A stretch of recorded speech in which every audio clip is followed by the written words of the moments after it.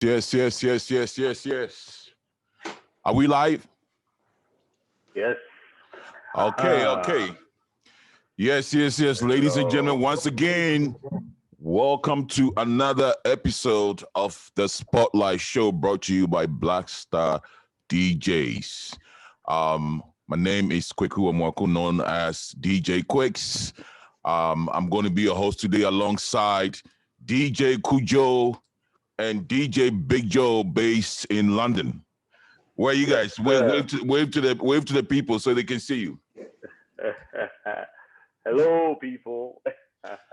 As you guys know, the Spotlight Show is all about putting Ghana music and taking Ghana music global. And one of the ways we do it is by showcasing Ghanaian talent. And so today we have a very, very, very special guest making a lot of noise lately. In Ghana, all over the US, over the internet, everywhere. None other than the one and only DJ FIsho. FIsho, are you there?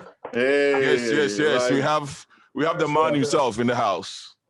Yeah, it's good to be here. Good to spend a lovely Saturday with you and not focusing on what to play, but rather just having a conversation. Having a nice conversation, right? Yeah, exactly. Yeah. So people get to see a different side of FIsho today. Definitely.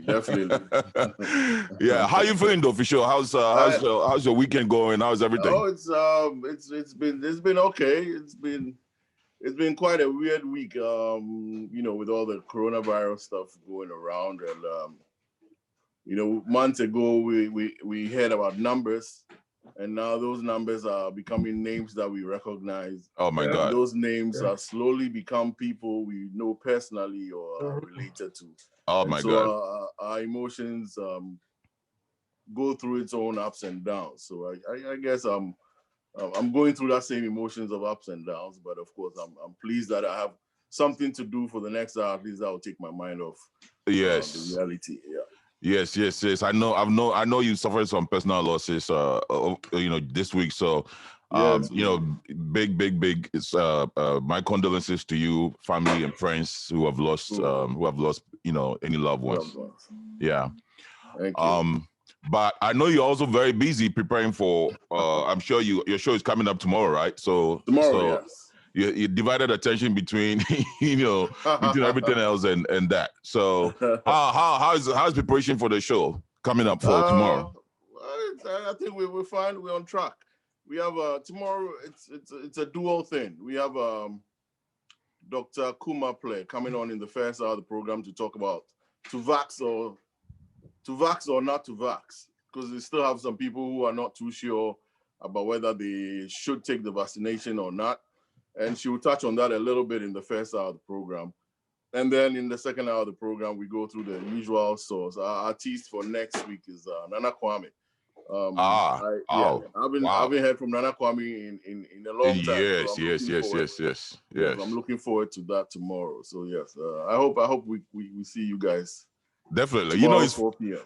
It's funny you said vax or not to vax, because I was actually at the hospital just about a few days ago, just to do some checkup, and they offered me the option to get vaccinated, and I thought about it for a second. I was like, on my next visit. So they did. I'm thinking it. I know. So I'll be the first person to tune in your show tomorrow. Yeah. And I know there are a lot of people who've had that as well. Not too sure whether they should take it or not. Yeah. But I think I'm ready to roll. Okay.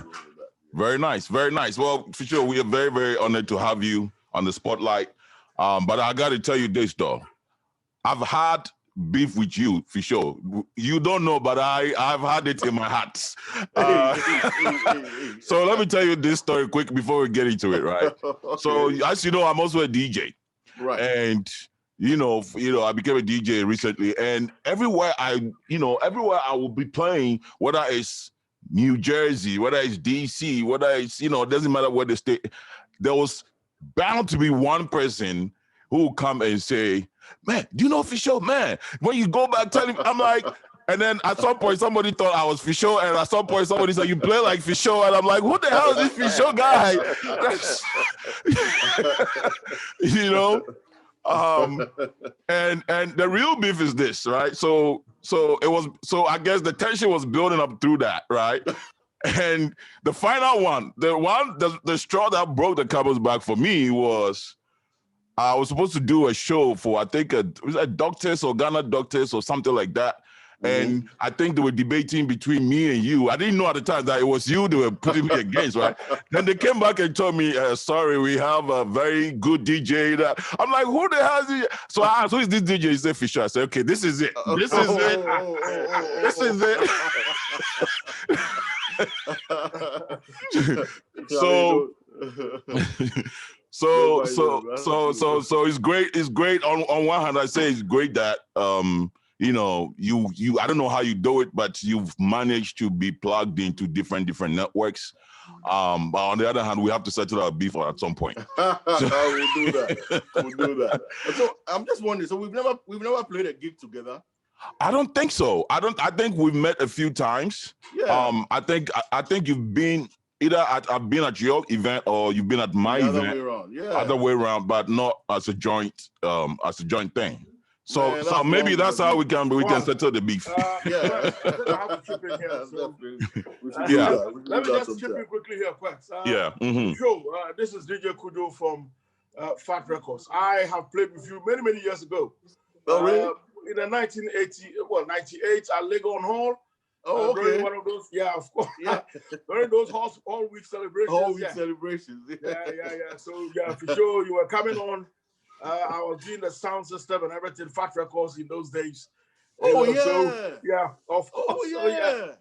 Oh, yeah. Yeah. Whoa. I've been seeing you forever. Oh, cool. Yeah. Where are you? I'm in the UK right now, somewhere in Kent. So, oh, yeah. Okay. Oh, Yeah. Wow. Yeah. Way back. Yeah, of course. Yes. Yeah. Yeah. So you're this in is good cool. company. Yeah. Yeah, I mean, it's even on this call. It's crazy how you have history with everybody. FIsho has history with everybody. It's ridiculous. But anyway, so I mean, you can't be mad at that. You've been working. You know, you didn't just start this. You've been doing it all the way back in Ghana. So now that we have you here, I know a lot of people see you playing all the time. You know, giving them great entertainment and all that. But people don't really know how you built all the way to this point. And so, you know, to get started, I want us to get into your journey. How did you get into the DJing stuff?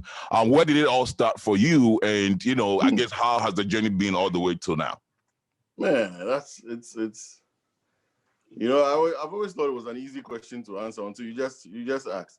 How did it start? I don't even know. Well, of course, I liked music ages ago. I started liking music from growing up, but for a very long time, all I listened to was reggae, hardcore reggae.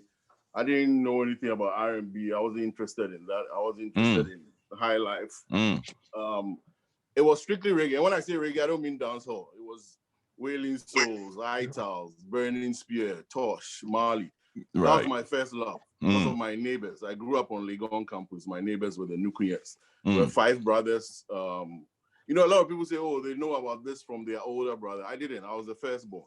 Yeah. So my love for music came from my neighbors, and it was strictly reggae. And then through secondary school, I started recording reggae. Just still reggae on cassettes.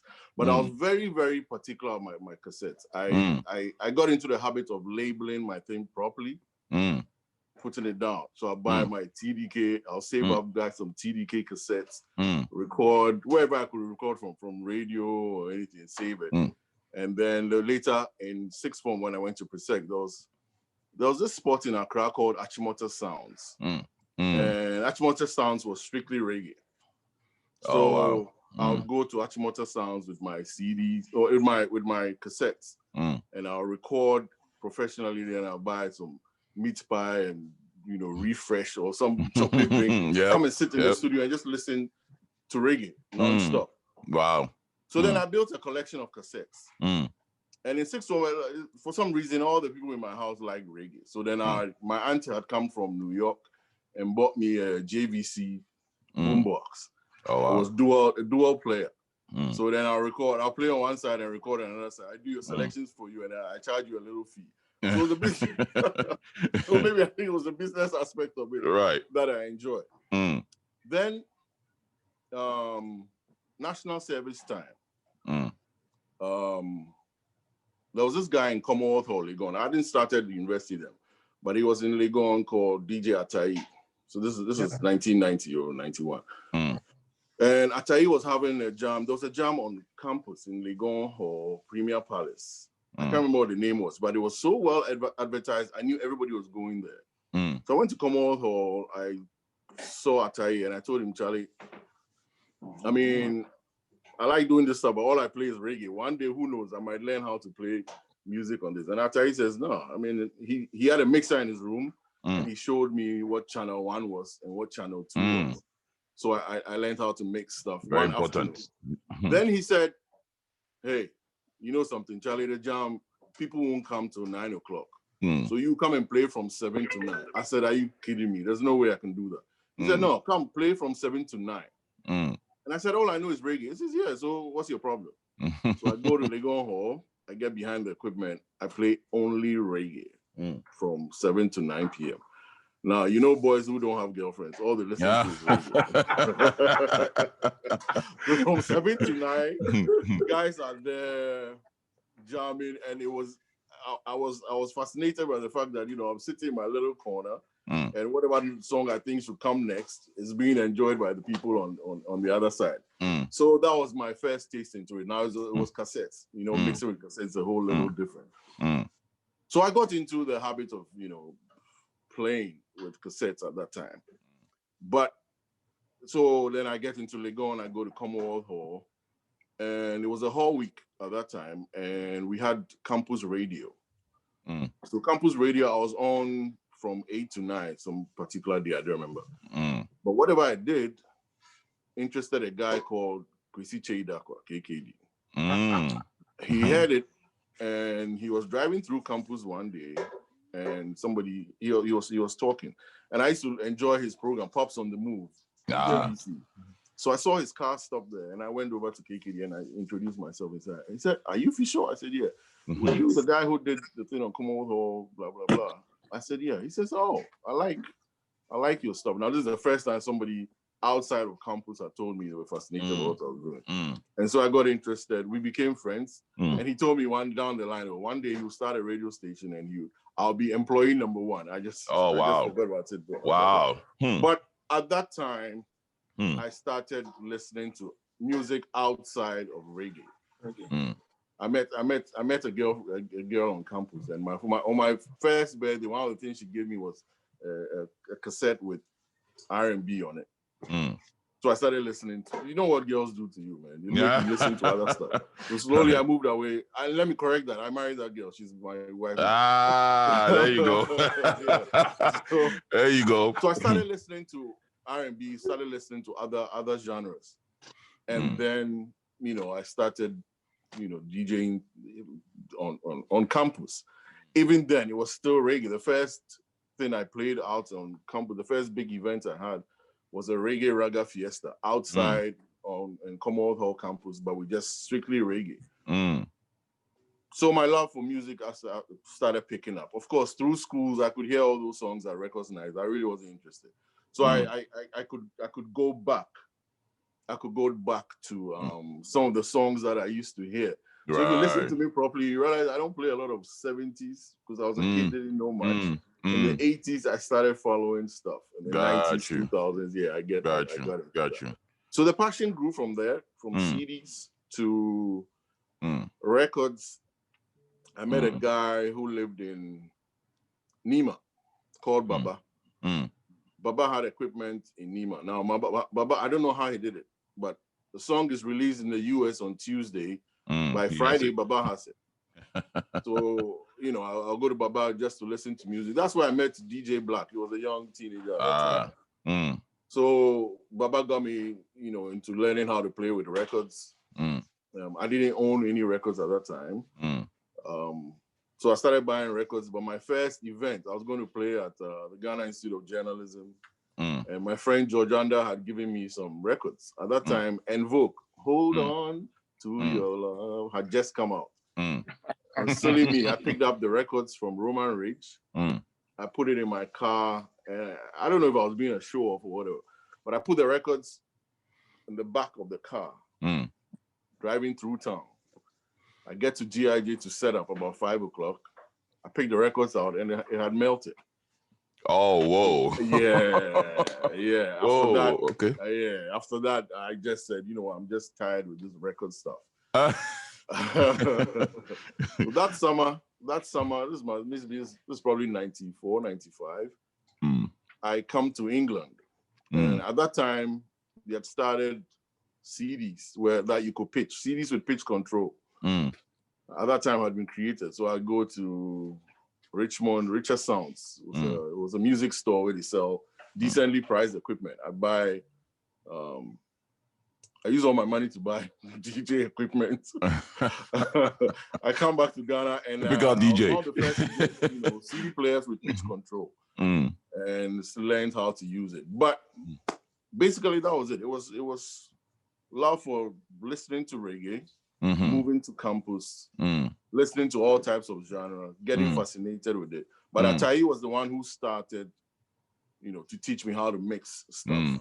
It wasn't about a pitch and anything. It was just about knowing when to play what.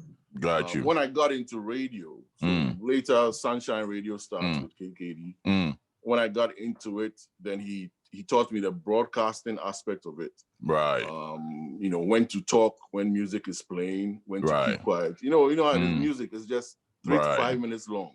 Right. Almost every part of a song is important to somebody. Right. You don't want your voice over that. Right. So you teach us when to speak before the song starts, or when to speak in the middle of the song, or when to speak at the end of the song. So that was the presenting side of it.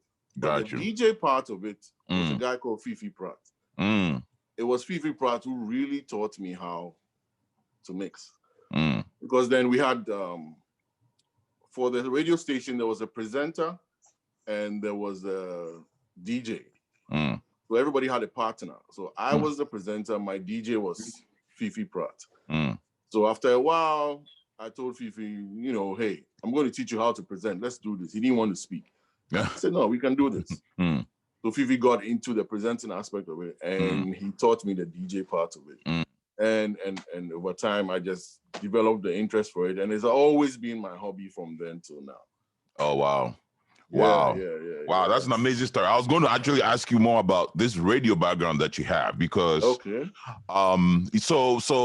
you met, KKD first time in Legon, and then later on, how did that connection, how did you guys reconnect again? How did you get into the radio aspect of it?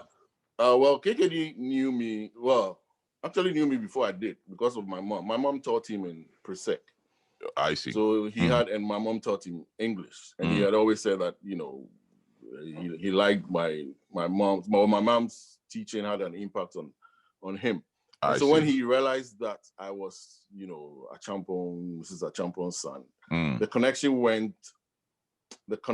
went broader than just being somebody who liked music. So we developed a bond. So the relationship between Kwesi and I was not just on the radio aspect. It was a personal level connection. The personal connection. And basically that was it. So he told me about Sunshine Radio coming up.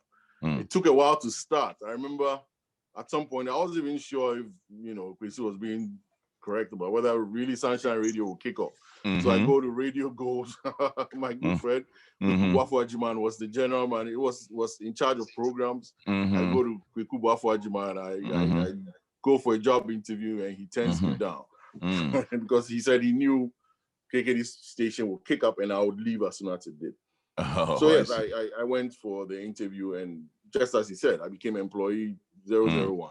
I started off at Choice, but at Sunshine Radio before it became Choice FM. But there were certain things he taught us.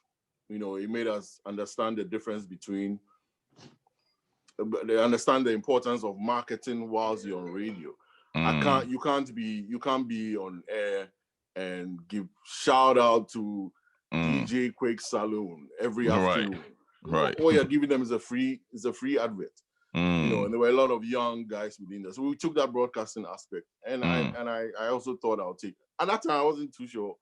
I was still in university, right? And I wasn't too sure. Oh wow, okay. Yeah, I wasn't too sure where I was taking this broadcasting. I'll come and do whatever I had to do after class, and then I'll go back to school.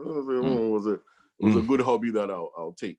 Right. But he made me look at the professional aspect of broadcasting, and I found it very interesting, and I found how serious it was. And at that time, you know, it was Joy FM. It was GBC, it was us, it was Radio Gold, and I think Groove.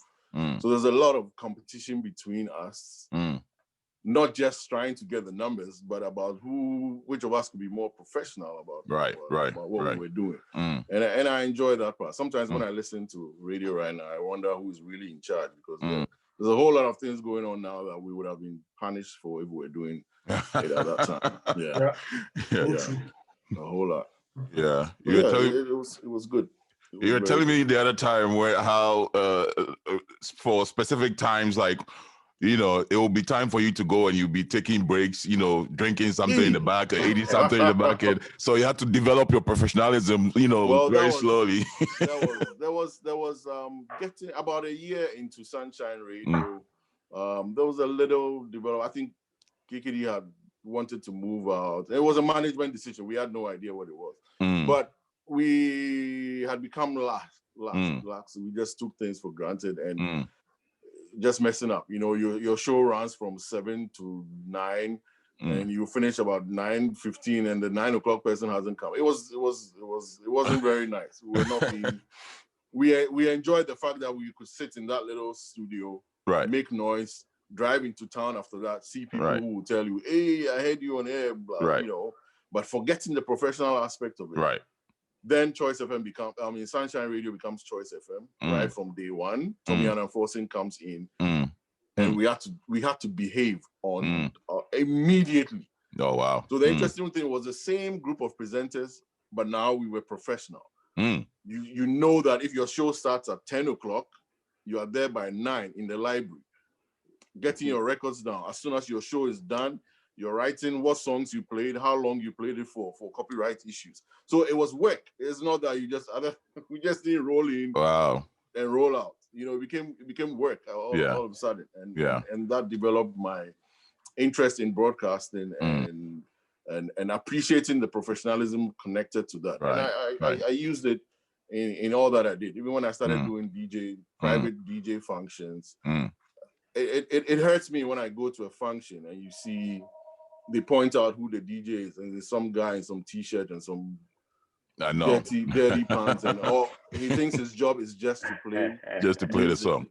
When you are an integral part of a special day, somebody who's invited you to be there, press the part. You know, so I think there's a whole lot that can be done. Wow. So talk about the impact of leadership and how one person can change a organizational culture, right? At the radio station. That's amazing. Well, I want to say quickly, big shout out to everybody that's tuned in, that's watching us. Again, we're on the Spotlight Show with DJ FIsho, the man behind the big virtual party MQF. But we want to check with Big Joe real quick if there are if there are anybody saying any questions on social media right now. Okay, lovely people. Thank you once again, FIsho, for taking the time to speak to us. You're tuning to Spotlight Show, Black Star DJs Worldwide. Just a quick one. Let me go straight to Facebook to give a shout out to people tuning. Unfortunately, the Facebook I'm looking at people only if you send a message. That's when I will probably give you a shout out. I know that there's quite a lot of people tuning, quite a lot. You know, I'm really, really amazed. And I'm impressed. Like, for sure, you got the numbers, man. Well done. Okay. And just like to say a big shout out to the man like DJ, our own DJ, Mike Afro Jam. Big shout out to you.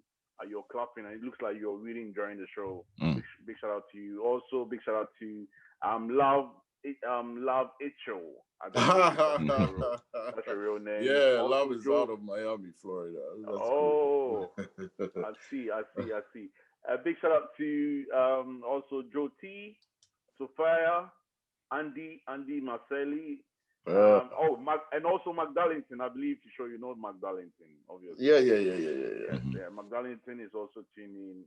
Also, big shout out to Andy Nicholas Abeku Apia also tuning. Hey, now, so I talk about Sunshine Radio. Our marketing manager was Abeku Apia. Big shout out to Abeku right there. There's a lot I can say now, but I'll leave it alone. Oh, nice one. I think Kweku Bedu also has joined in also. Oh my goodness. Yeah. That's the worst person on the show. Maya. Okay, so I think before I go back to Quegs and Kujo, I would like to ask my question. I will just slip in one question and I will go back to. Go ahead. Quegs, FIsho, as you mentioned, it looks like your mom is academic. You know, like the fact that your mom was an academic and a son wanted to be a broadcaster or a DJ. How was the reaction and what's she happy about that? Great question. Well, it's not just my mom. My dad was a mathematical physicist. My father was the vice chancellor of University of Ghana. My mom taught at Presec. Growing up, all I knew was I wasn't sure what I wanted to do, but I knew that I would never want to teach. Okay. Currently, I'm a professor of communication studies. This is a Shady Grove, Montgomery College, Maryland. so see where it ended. So I am an academician myself. The DJ stuff is my hobby that I've carried for a very long time. And I tell people there was one afternoon, one evening, you know, I go to there's a club in DC, 18th and M. I've forgotten the name. But I go there with two friends of mine, Bulldog and another person. Is that DC Live? Prof. Yeah, Bulldog and Prof. 3 guys. So we go to, 18th and M. Somebody is that DC Live or? No, it wasn't DC Live. 18th and M. Oh, come on. I can't remember. Those listening on Facebook, Leslie, Paul. You know yeah. So I get there, we're about to pay our fees, and then somebody screams, "Oh my God, Professor Champo!" Oh, really? One of my students, George Mason, and he screams his head up, "What are you doing here?" Oh my God. What do you mean? You think your professors don't jam? Get out. The good part of it was his cousin's club, and he was the guy at the gate. So we walked in free, and you know, drinks were free that day. So you know, being a professor has his advantages. Right. Right.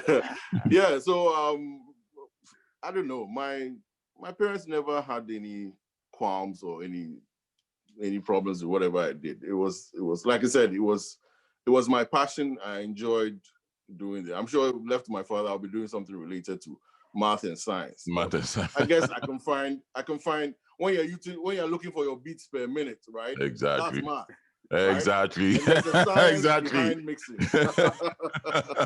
There's a science behind mixing where you're tapping your feet or your your jaw, whatever it is. So that's the science of it. Yeah, it's funny you say that. I'm always doing math behind the set, especially when the BPMs are like twice, you know. Exactly. Right.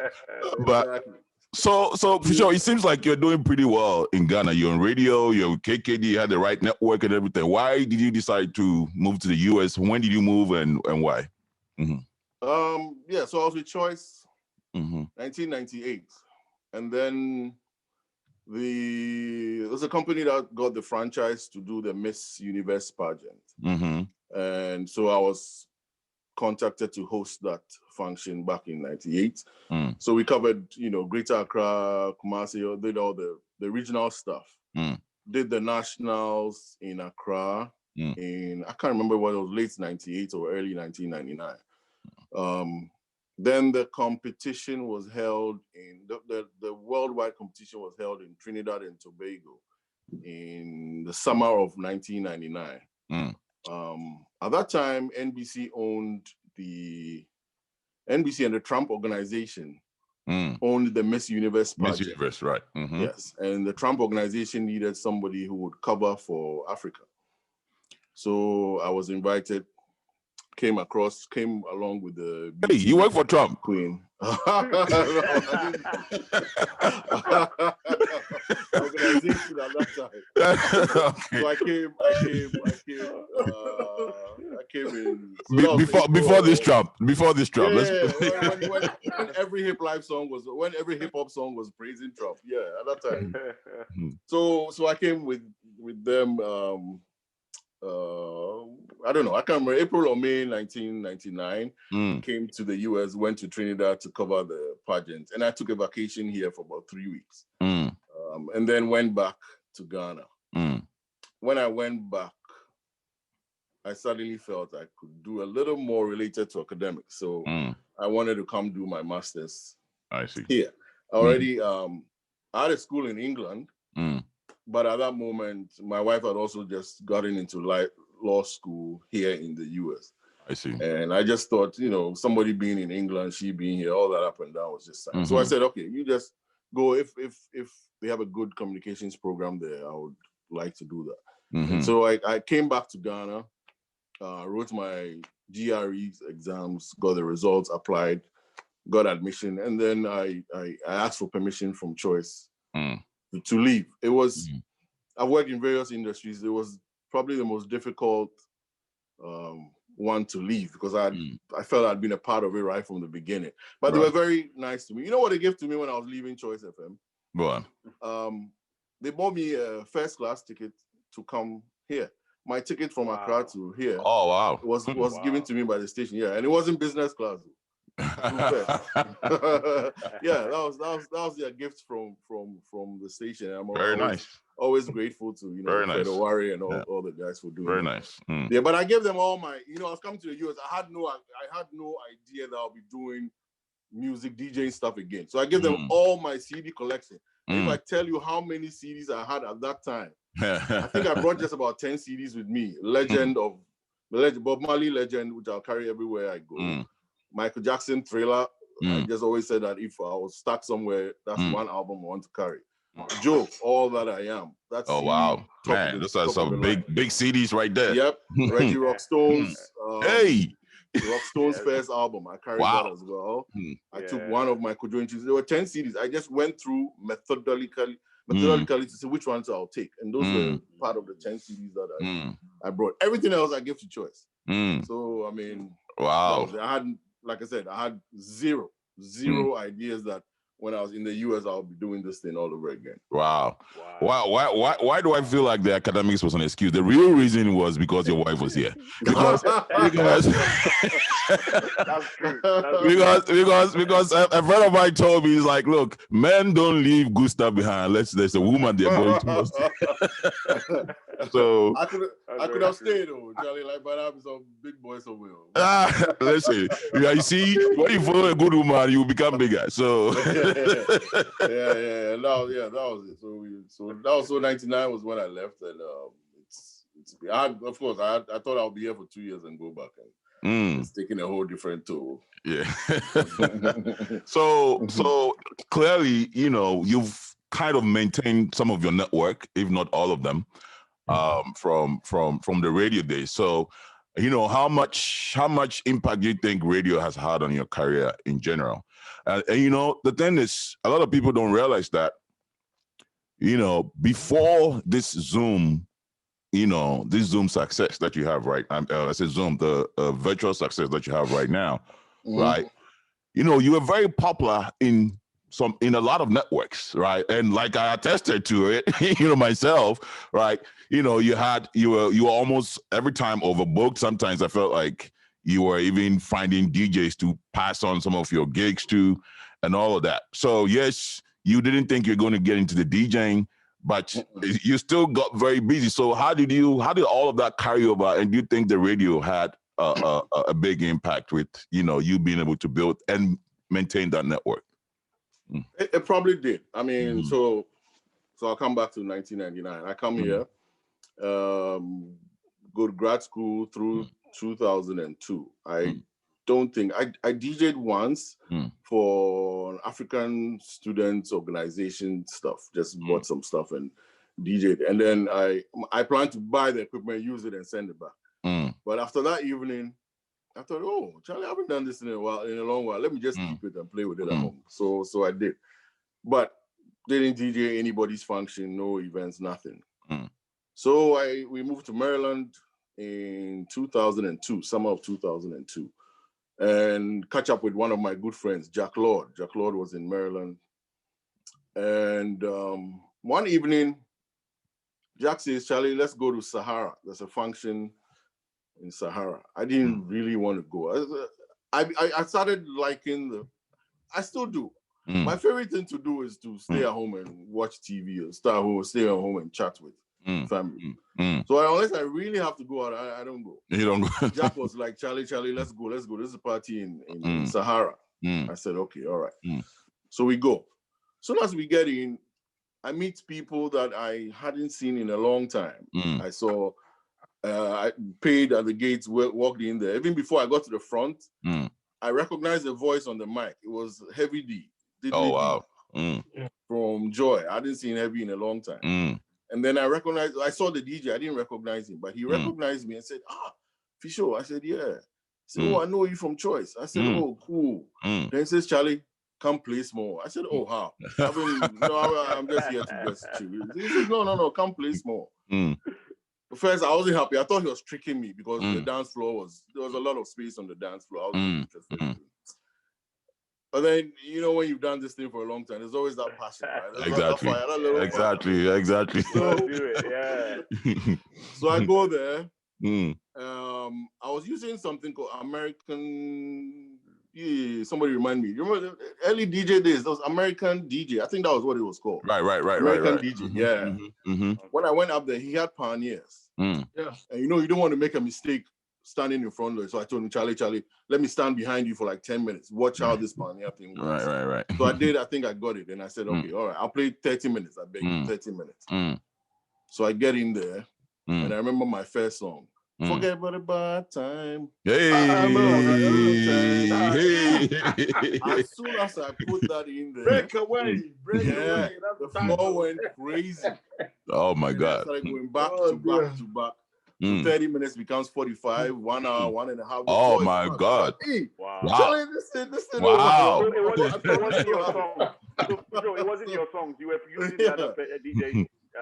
So the guy comes over, and I could tell you now he wasn't too happy. He said, Charlie, FIsho, let me take over. I said, cool. I was happy anyway. So he takes over and then leaves. And then somebody calls me right there and then says, oh, she has a party next week. I said, oh, next week how? I mean, don't you have, he said, yeah, I do, but I want you. Right. I didn't have any equipment.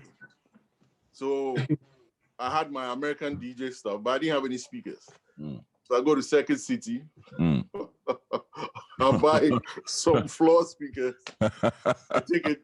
I buy it on Friday. I play a party on Saturday. On Sunday, I return. I get my money back. I did it like 3 times for the first 3 gigs I was called. Oh, I wow. think Circuit City banned me from. They banned me from doing that. But at that moment, I said, if people are going to be calling me to do this thing, then maybe I should take it seriously as a hobby.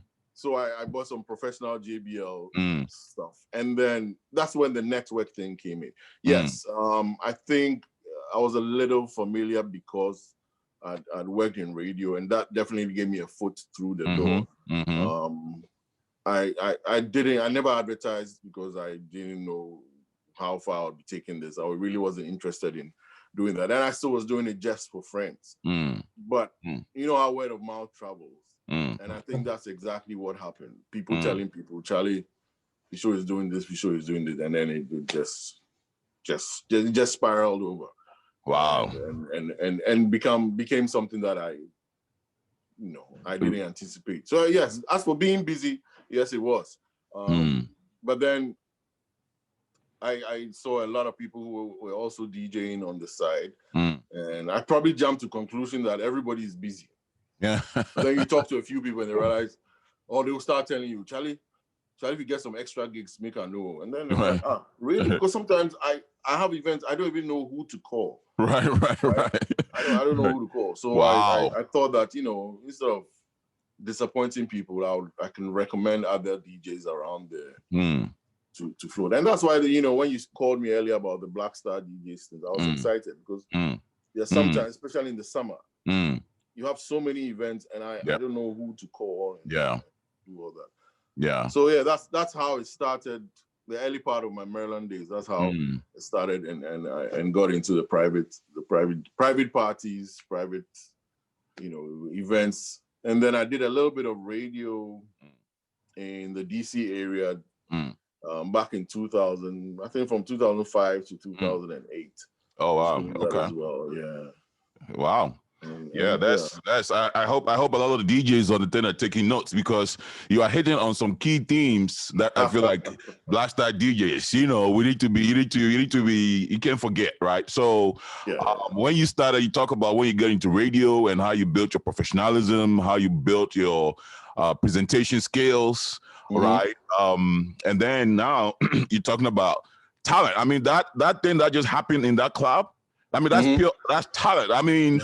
And just understanding the taste of the people that is listening to you, and you know, and you know, professionalism. You mentioned that too, right? About how you went to gigs, you saw some DJs wearing some T-shirts, and you thought, you know what, you need to go up. What are you doing, right? So presentation is key, not just on the microphone, but also. I mean, it is.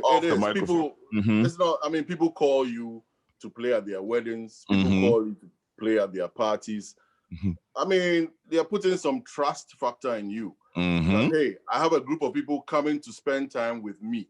I want them to have a good time. Yes. I'm giving them food and drink. But the music, I want them to listen to. I want you to decide what I want them to play. Yeah. And then you come there in a T-shirt and jeans. And what kind of life is that? Yeah. Talk to them, find out who the audience are, what the dress code is like, what the colors are like, and be part of it. I mean, it's a production, it's not. Yeah. When you are going to DJ somebody's event, it's a production. Whether you're there physically or if in modern world, whether you're doing it via Zoom. Yeah. It is, and if you are not professional, well, everybody. Anyway, you can decide not to be professional and charge a little bit more money, or be professional and then also charge accordingly. The choice is yours. It's not by force. Exactly. Well, and one more thing you touched on that that is going to be a segue to my next topic is the song that you played, man. That old school song that people responded to. So I've been wondering, because even when we bring it to today to your show on Facebook, right? The way you brand it, even I've heard some of your commercials and you call yourself the old school professor, right? Which, let me tell you something, man, you're schooling people, because let me tell you something. I know the first part of your show is like, you give people a little bit of the old school flavor before you do some of the other stuff, right? Is that deliberate? Is that part of your brand? Do you capitalize on the old school as part of the FIsho brand? So we're moving to quarantine feeds territory. Anyway, this would actually take me from the beginning. Go back to when I started DJing in Maryland, and I realized that it was becoming bigger and bigger. I was doing events for people as we move along. Now, to me, it was still a hobby, and it becomes tedious if I stop enjoying it. So I always tell myself that, Charlie, slowly, I stopped identifying with the new school coming out, the new school music. Slowly but surely. Maybe it's an old age thing, or my love for the old style of music. But I was losing touch with the new hip hop coming. And so I started telling myself, if I'm playing, I'm not doing any birthday parties if it's under 35. Then I moved it up. If it's under 40, I'm not doing it. You can call me. I'll recommend somebody for you. But I will not do it. Because then it becomes a chore. And I don't want to do that. True. I've played at Indian weddings. I've played at Ethiopian parties. And then, the work connected with that. I got an Ethiopian wedding to play at. For 4 weeks before the thing comes, the party started, I'll listen to Ethiopian radio 2 hours a day. find their top 10, try and identify what songs they were. It became a task, and I did it well, and I was pleased with it. I did Jewish wedding that you have to study. I watched videos on YouTube about Jewish weddings. Listen to Jewish music. What do the songs mean? Because you don't want to get into trouble. Right. And it was the same thing with that. So I stopped doing parties under 35 years old, parties under 40 years old, because the audience will want, at some point, will want new school, and it becomes a chore for me. I could play for 30 minutes. What if they want it for an hour and a half? Right. The last thing I want them to come and say is, Charlie FIsho messed the party up. No. So you know your strengths. And I realized my strength was in old school and Afrobeats, or the hip life. The hip life, I could listen to new ones. I could identify with all that. I knew the artists. I still have my network in Ghana, people you could get in touch with to get the music. So that was cool. So when this thing came up and I decided to do a show about it, I decided to stick to what I know best and what I know I can deliver, which is old school and Afrobeats. And as for the segmenting of it, I mean, it just came naturally with it. I love things to be organized. My father would always say, the beauty of mathematics is everything is functional. Right. I mean, a triangle is always a triangle. Right. A square is always a square. Right.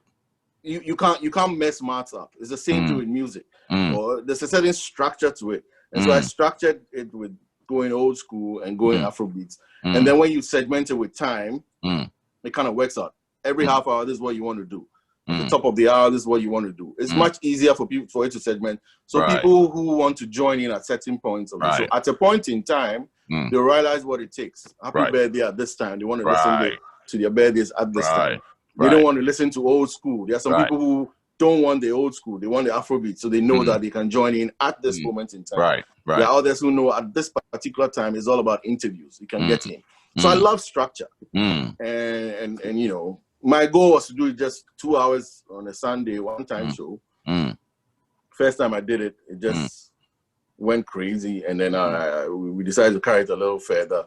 And I moved it from 2 hours to 3 hours, and anything else is a bonus. But you know that within that 3 hour, what is the structure? And then the team gets together, helps me to put it together. That's what I like. Very interesting. Before we'll get more into MQF, but you touched on something that I want to re-emphasize with the structure thing, but also playing on your strength as a DJ, right? So we've had, you know, the Spotlight Show, we've had a lot of discussions around what makes a great DJ, right? What makes a great DJ? And one of the things that has come up that we've debated on has been whether a DJ should be ready, flexible enough to play and ready to play for all kinds of audiences and play all genres, or is it also good to be able to just find your niche and play on your strength that you're good at, and this way you become a master at that? You know, it seems to me like you're leaning towards finding your niche and playing on your strength. What is your take on that? I know you've mentioned that, but just general. I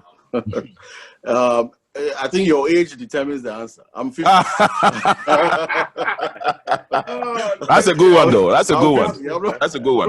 That's a very good answer. Very good one. When I started, I'll go back to radio again. So we started with Sunshine Radio, and I told you I was in Legon at the same time. Now, and I was doing several things on Sunshine. Now, when we moved to Choice FM, I could not play. I used to do High Life on Tuesdays and Thursdays, 2 to 4. Fifi Pratt, that's it. Mondays, Wednesdays, Fridays, 2 to 4. When we moved to Choice FM, they gave Pratt all the 5 day slots.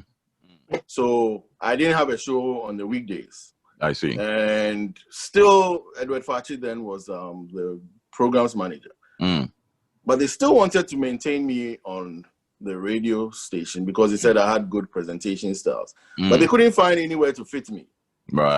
So they gave me Sundays 9 to 12. FIsho, that's your show. He says play country music Sundays 9 to 12. I said no, I can't play country music. He says why? I said because those who enjoy country music will know that I'm just playing it. There's no methodology behind it. I'm just playing. I can't. Right. So he says, okay, do whatever you want to do, but that's your show. Sundays 9 to 12. And so I came again with my structure. 9 to 9:30, cool numbers. 9:30 to 10, I played the London hits. At that time, everybody used to go to London a lot, so I played house music. 10 to 11, I did R&B and hip hop. 11 to 12, I did high life. And I called the program Brunch on Choice. And I don't know if Abeku or any of the Choice Boys are still on, but Abeku, if you type it out on Facebook and let them know that after a while, that became our top program on Choice FM, man. Why? Because of the structure of it, because of the presentation style of it, because of how exciting the show became. And so I built that based on structure, and I enjoy that aspect. We managed to sell that spot. It was picked up by it wasn't Accra Brewery. Those who did Star Beer, I think it was KBL also at that time. So after a while, Edward Fachi realized that, oh, we managed to build your whole thing. Yeah, it was cool. Why? Because I used to do different genres. I enjoy doing different things. And I was given another slot on Saturdays where I did soca and calypso. Interesting. So I enjoyed that aspect of it. So I was diversified. At that time, I could play anything. Now, no, I'll stick to what I know. So my answer will be, it depends on how young you are. You're ready to take the risk. You're ready to face the world. Yes, you can spread out. You can branch out. But for now, I'll just do what I am good at. And if I have to, like I said, it was an Ethiopian wedding and they wanted me to play.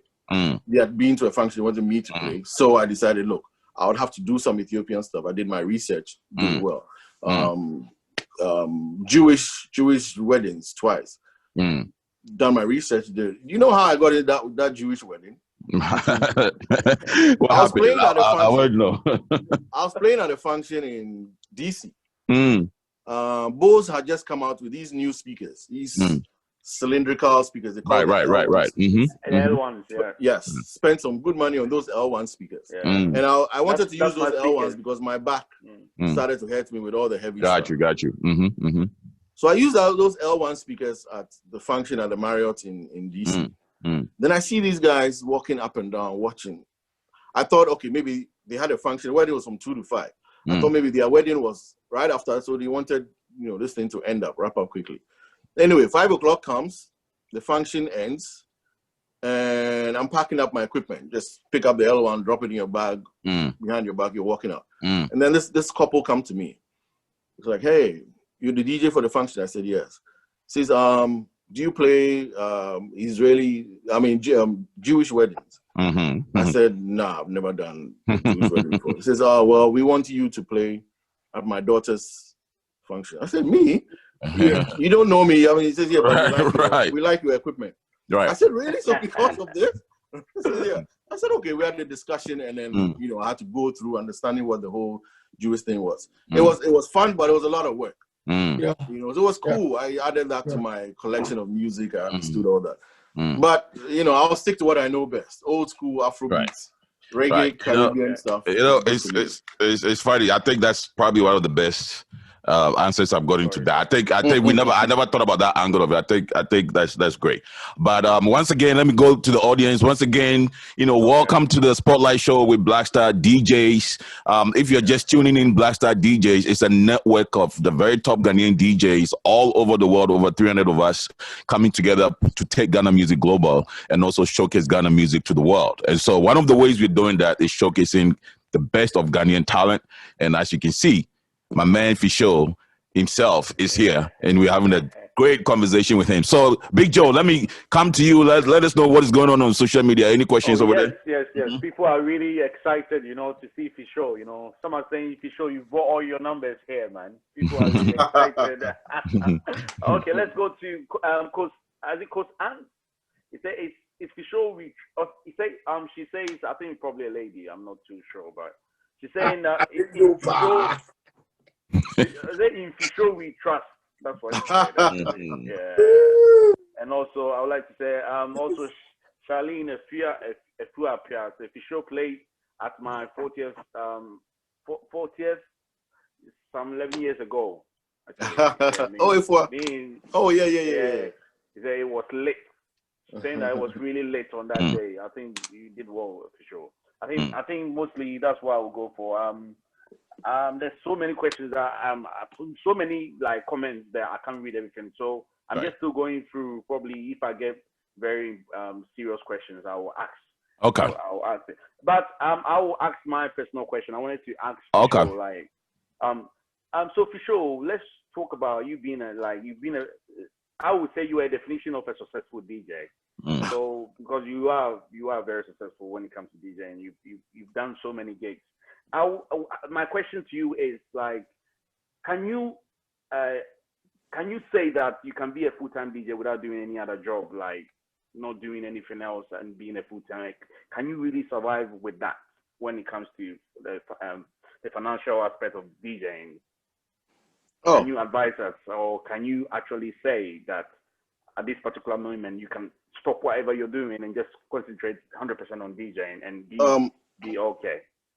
If your target audience is mainly the Ghanaian audience, you probably cannot.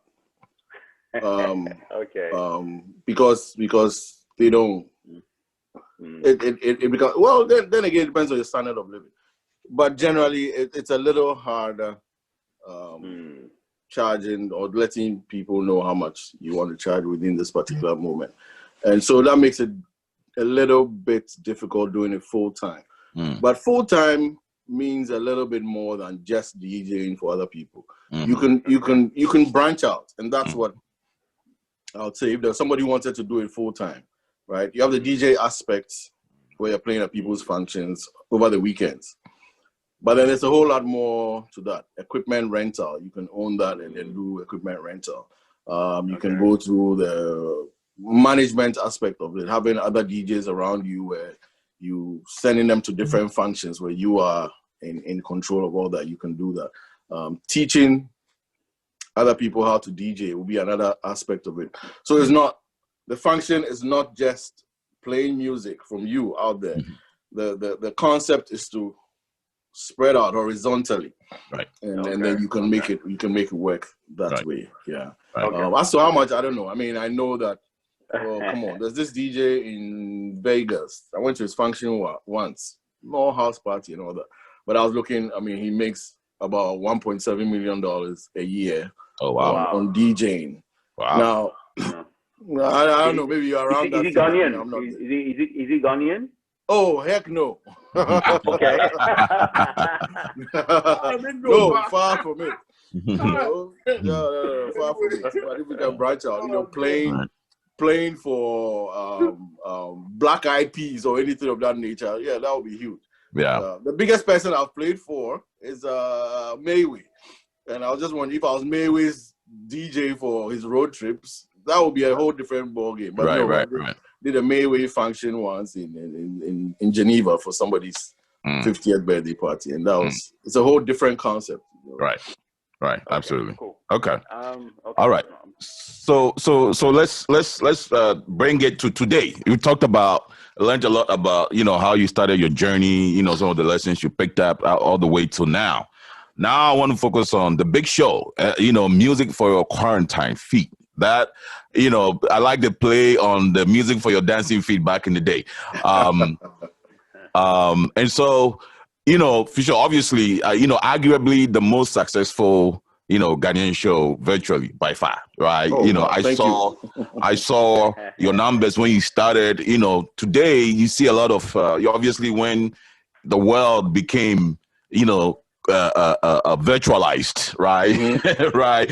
Everybody was doing virtual shows, and since then, people are getting tired of the virtual events, and so a lot of shows that started are fading, but yours is still going very strong.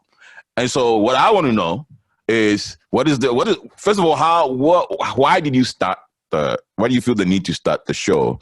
And what you think is the secret to the success and how you sustained, how it's passed the test of time, so to speak, right?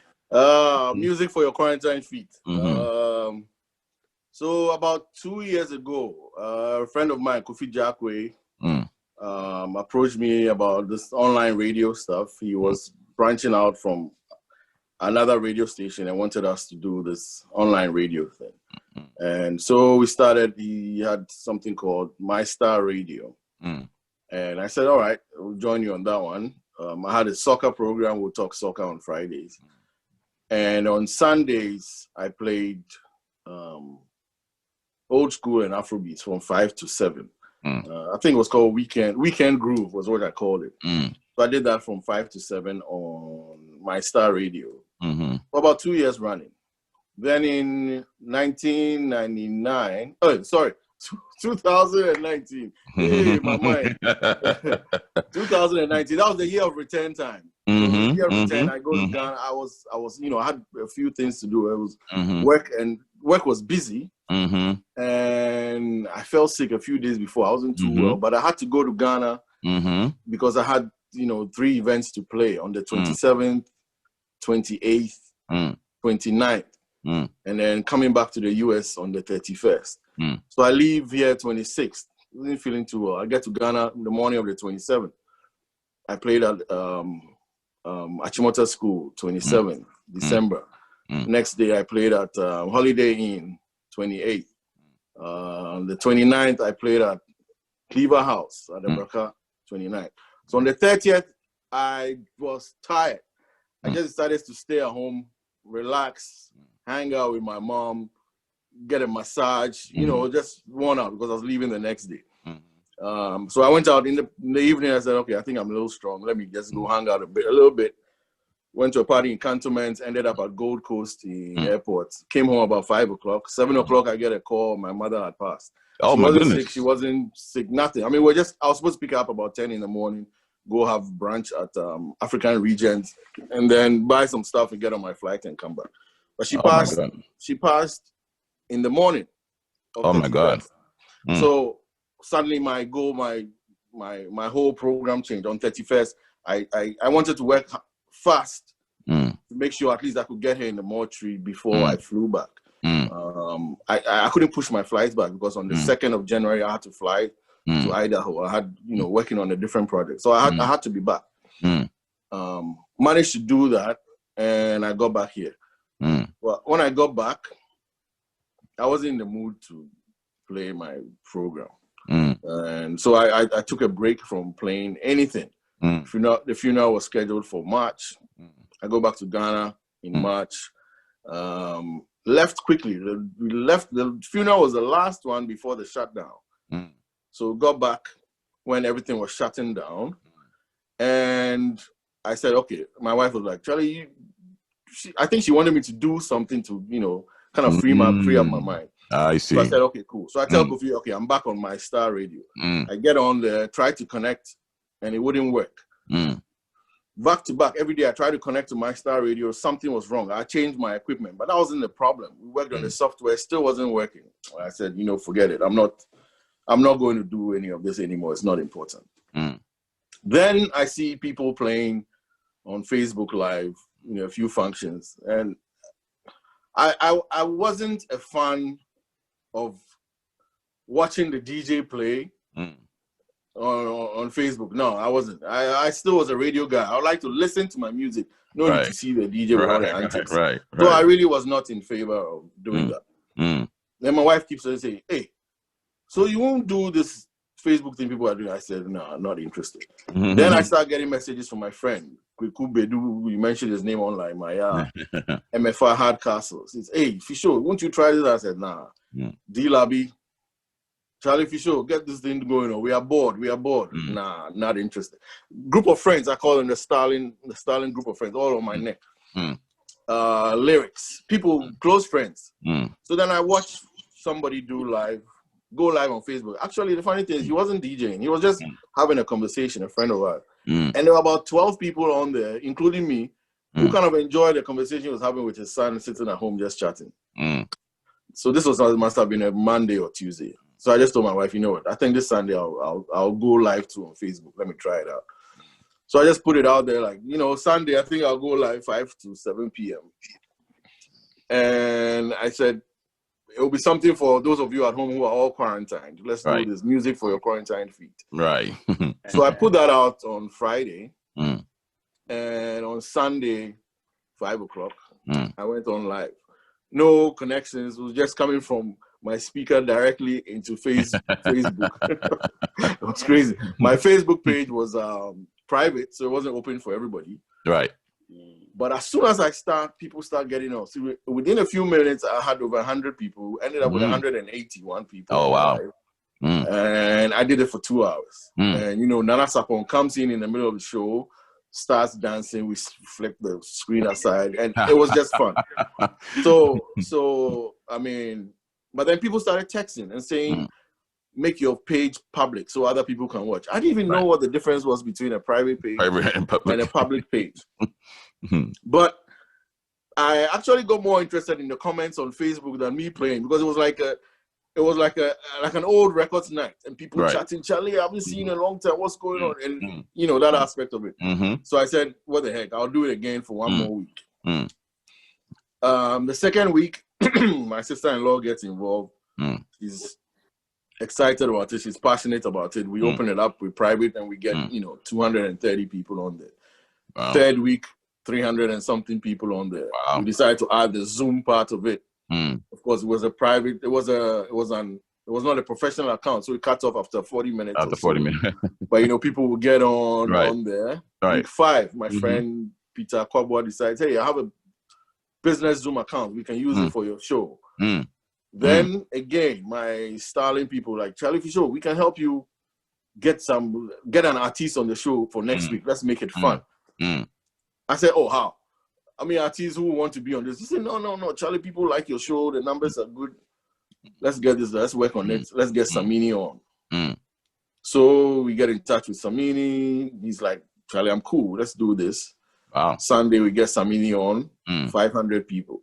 Wow. And now we start moving. And then, you know, I thought the artist thing would just be a one-time show. But no, ever since then, it's been different, with different artists coming on each week. And I am just completely grateful. Like you asked me the other day, how do I advertise it? Nothing. I don't do any paid advertising. It's just me putting it out on Facebook. And the crazy music for your quarantine feed fans who just carry it on their shoulder. And I'm telling you, there are some I've never met before, but they take it personal and advertise it. Shirley Ajman Prempe. I mean, look, one day I'll meet them and let them know how crazy they are. But it's just people spreading the word out. And so every Sunday it's on and on and on with different artists, and name them, we've had them.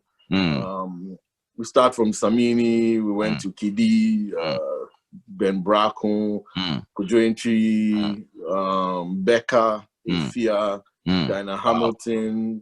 It's been on and on and on. So at a point in time, I realized it's not just about me having fun anymore. It's time to focus again, go back to my days of structure. Structure the thing properly, and people will come. If you are serious about your show, people will notice it and they will participate. If I'm just fooling around with it, I mean, they'll pass through and then leave. So we've done that. Of course, the novelty of having this, it's now way down a little bit. So you don't get as high much numbers as you used to. But the recognition is there, and then you can go back and look at the insights when you go to Facebook. And sometimes I pull it up and you realize, okay, so when we're doing the show, we're 450 people live on Facebook. But then you go and look at it a week later behind the scene, and I pulled up the last one. You have 79,000 people being there. What does this mean to you as an individual? What does it mean to people who advertise on your show? I mean, it's been. I mean, God willing, look, it's. I keep saying, when I'm doing the show and I say thank you, people think I'm exaggerating, but I'm 100% said truthful about that. Thank you for making it what it is. It's 44 shows now, 44 Sundays. We haven't taken any Sunday off yet. No matter how we feel, there are days when you really are tired, you just want to sleep. But you know that there's somebody out there who's looking forward to it, and so we do that. And I've received a lot of messages from people who interpret the show in a way that I did not expect at all. I did not anticipate that it means a whole lot to them than just listening to music. And so I've become extremely grateful about that. And the impact of people behind the scenes helping me put this up has been something that I would always be grateful about. Wow. And I've seen that you also have the launch a non-profit aspect of it, you know, where you able to. Yeah, that was, again, that started from week number 1, and I had nothing to do with it again. So I'm doing the show, and suddenly I get Cash App, something through my Cash App. So, you know, now that I'm thinking about it, the person knew what my Cash App now, because I didn't put it up. So I get Cash App, notice that, of course, I'm focusing on the music. And then I get another notification, Cash App. And then I thought it was, you know, somebody who did not come to my mom's funeral, sending me a little something on the side. Right. So I'm playing a song that's a little long, so I had time to look at my phone. So I look at my phone, and it's $50. Thank you for the music. And then I burst out laughing. Thank you for the what? Minimum, I'm rather enjoying this event, you know. So that first day I get like $240 from doing the show. So I'm done after 2 hours. I'm sitting here, I'm laughing. I'm telling my wife that, you know what, people send me $240 for this thing. My kids are sitting not far away. They're excited. Oh, we can get ice cream. I said, yeah. Let's go get some ice cream. Then my wife is like, the 240 gra is okay. And I said, is it Chenkrofa? Is it Chenkrofa now or COVID for now? Yeah. That would help out. So I said, oh, okay, you know what? Charlie, let's order some gloves and some, you know, some food for the hospitals around the area. I mean, that would help. I live close to the Laurel Hospital. If I can protect them, I'll be protecting myself invariably.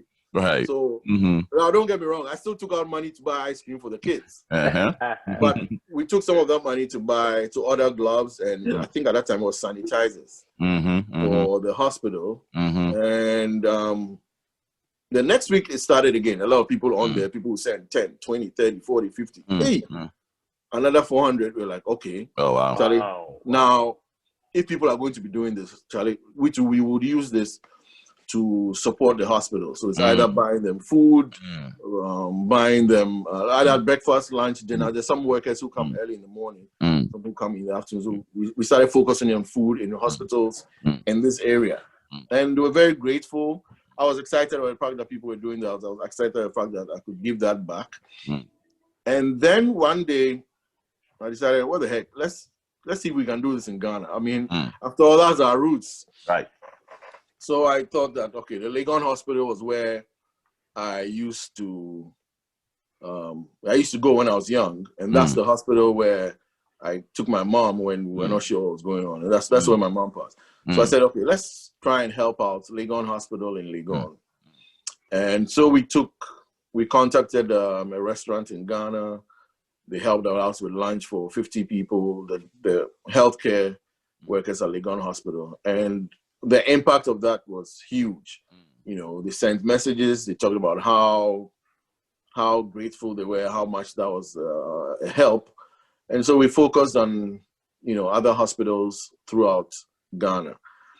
And then one of the weeks, you know, the listeners, somebody formed a group on Facebook called Friends of MQF, Friends of Music for Quarantine Feet. Added me, and there were a lot of, you know, listeners there.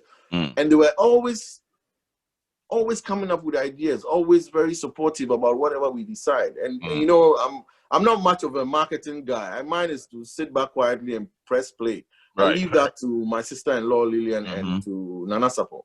So they came up with something like, Charlie, let's have an old school challenge. It's a school competition, donations. The winners will present food to a hospital of their choice in Ghana. So we did the old school challenge. That was the same week Kojo Entry came on. It was a huge Sunday event. We had Kojo Entry on. We had the old school challenge, and it was, you know, Wesley Girls High School. Or let me put it in the right order before they kill me. St. Mary's Secondary School in Kolebu came first. As far as donations were concerned. So St. Mary's selected Kolebu Hospital as their choice. So we took lunch to the workers at Kolebu Hospital on behalf of St. Mary's Secondary School. Wesley Girls came second. They selected Ankafo in Cape Coast. So we organized food and stuff like that to Ankafo in Cape Coast. And Holy Child came third. So we took food to, I think they selected the Cape Coast Municipal Hospital, and we took food there on their behalf. It was, I was totally overwhelmed. Did not expect all that. We did that on their behalf. They were very grateful. They've asked for it again. I'm sure we'll do that, later down in the year. But we did other things. We've helped a couple of orphanages. I need to put that out pretty soon, because I didn't plan to go to Ghana in December, but I did. And I decided, you know what? We've helped these orphanages from afar. Let me actually pay a visit and see what it looks like. And that's that. So, the music part is there, but it's become something else where we've used this opportunity. And it's not me. It's the people who watch. I use the show's name to go out there, and then it seems to say, oh, Charlie FIsho is doing this. It's not me. It's the people who watch the show who are doing all this. Right. People who watch the show. I'm extremely grateful all the time for the audience members who watch this, and they make me look good. They make me look good, but it's all about the people. Yes. Wow, that's amazing. That's absolutely amazing. Big Joe, let's go to social. I'm sure some of your fans are making some comments over there. So let's see what comments we're getting on social media. Okay, right? I'm getting quite a lot of comments. I can't even keep up. It keeps vanishing out from my page I'm using. So I would say I do apologize for anyone watching us. If I can read out your questions, please do bear with me. We do apologize. Today has been I think I'm not doing my job properly. I would say I'm so into FIsho. I'm listening to what FIsho say that I'm not really focusing properly. Yeah, but I would like to just name a few people, like Cindy Benefo. Big shout out to you. I think it's her birthday today. Oh wow. Yes. I think she mentioned it. Yes, and I believe FIsho, Peter and Paul. Like, very well. Well, yes. I know two Peter and Paul. So there's Peter and Paul Akwabwa, and there's Peter and Paul Atamensa. No, Peter and Paul Akwabwa. I've even DJed with them before. They are top. Okay. They used to be DJs back in the day. PMP. We used to be DJ in the clubs. I remember. Early 2000s. We used to play most of the clubs. Yeah, he's tuning. Yeah. He's loving the interview, and in that good interview. Also, a big shout out to the man like DJ Black Flavor.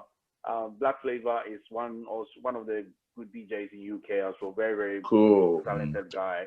Also, very very tuned. His question I was just about to read, and it just vanished on my screen. I don't know what's going on, but I think we'll put it out there. We do apologize. We do. I'm going to do my best to answer some questions myself on there while the interview is going, because I think we don't have much time. Time has really gone past. So I think, Quace, I will throw it back to you for you to continue with the show while I try to just reply to some of the messages on page. Okay, Joe, when we come back to you, at least read one or two questions, all right?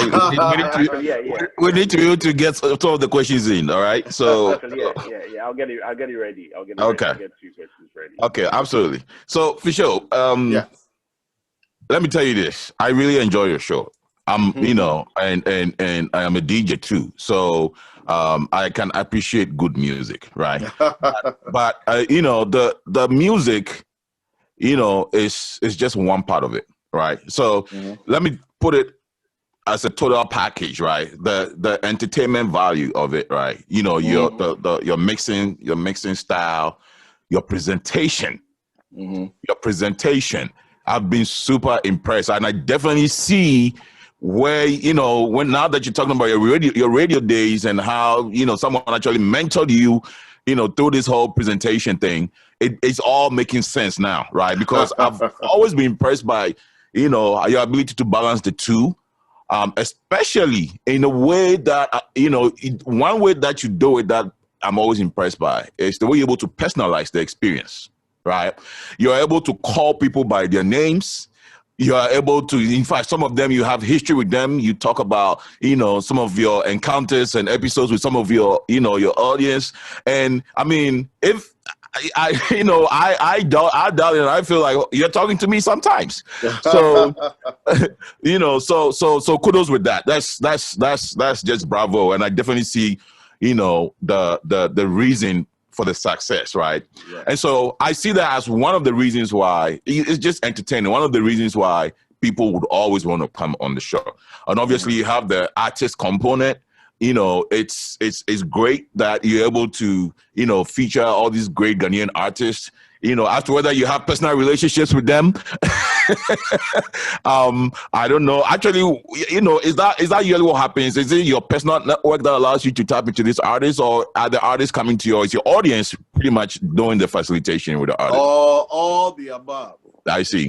Some I have a connection with, because again it goes back to the radio there. For example, last week we had Tick, formerly TikTok, is now Tick on the show, and I didn't bring him on. That was a connection through somebody else. But I knew TikTok just before he released Philomena.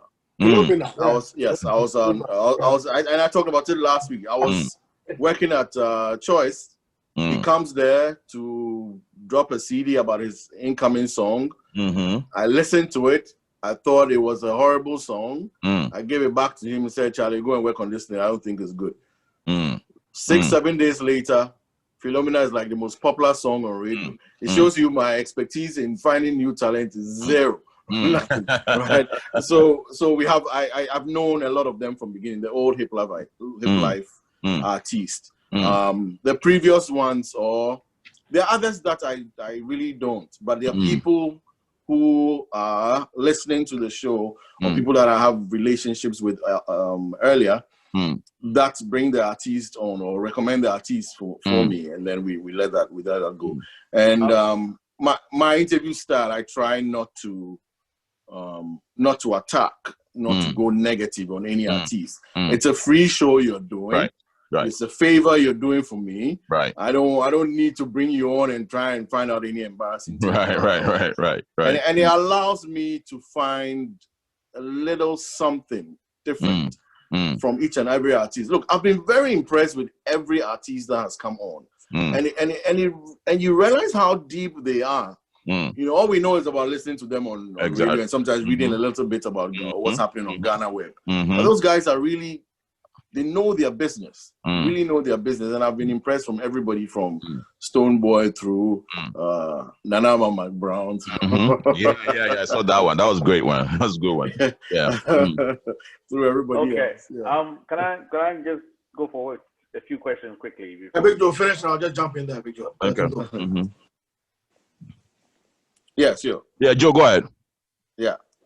Oh, okay. I thought Kujo was you. Okay. No, Big Joe, go first, and I'll come in later. Okay. Yes.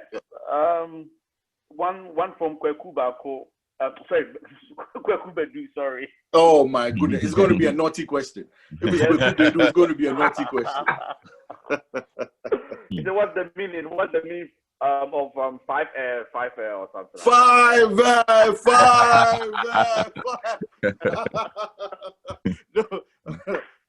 No, man, I'm not going to answer that. It's a personal question. I'm not going to answer that question for 5. I should have known. 5.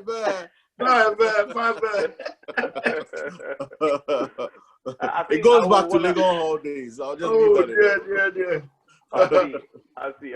I think one more. I think we're running out of time. So let me one from Dinami. He's a DJ in UK. He wants to ask, how do you play on Facebook without them cutting you off? Like,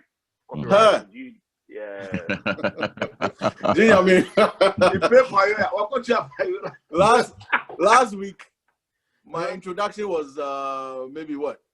I spoke for about 6-7 minutes. I played my first 2 songs. Boom. Last week there was one time they cut me off after 4 minutes. So my show was cut maybe about 6 or 7 times last week alone. So there's really no answer to that. There are times when I've gone 3 hours straight without being cut, and it's there's no rule, no. I mean, it just happens. I don't know. I've been tempted sometimes to go 100% Zoom. And sometimes I tell myself that on Mondays, Tuesdays, Wednesdays, by Thursday, I'm like, okay, let's stick to Facebook. Leave that alone. But who knows how that works? The algorithm they use to get us off. But no. So, gee, I mean, I really have no answers, and yes, I've been cut off several times. Okay. Big Joe, let me jump in here. And so for sure, DJ Kudo here, Fat Records, way back. I mean, Sure. I haven't seen you for many years now, but clearly, you know, many years ago in the 90s, late 90s, we used to just play our leg on through all the halls from Commonwealth, Messaba, everywhere. Yeah. You know, so you know, my younger brother was reminding me of a time where you were playing a gig and you mixed Barbie Girl with a huge track, you know, in the leg on all that. So basically, my question is this: how do you think? What is the key to longevity in terms of being a broadcaster or a DJ? Because you know, from what we know, you have been in there for many years now, and you still stay very relevant. So, what do you think has been the key, and what do you think a few other or the youngest DJs coming up can learn from the art of being, you know, a broadcaster and a DJ and staying relevant through our generations? What do you have to say about that? Okay, I talked about the fact that it's a hobby of mine. Yeah. But despite the fact that it is a hobby, I take it seriously. And so I stay relevant as far as new music is concerned, try to follow up what's going on. And anytime, and I talk about this several times, anytime I'm playing an event, whether it's physical or virtual, I always assume that somebody's watching me for the very first time. And that somebody told them, Charlie, watch this because this is FIsho. So because of that, I'm always nervous before every show. No matter how many times I've done, I'm always nervous in the beginning. I sweat a little bit. I'm nervous.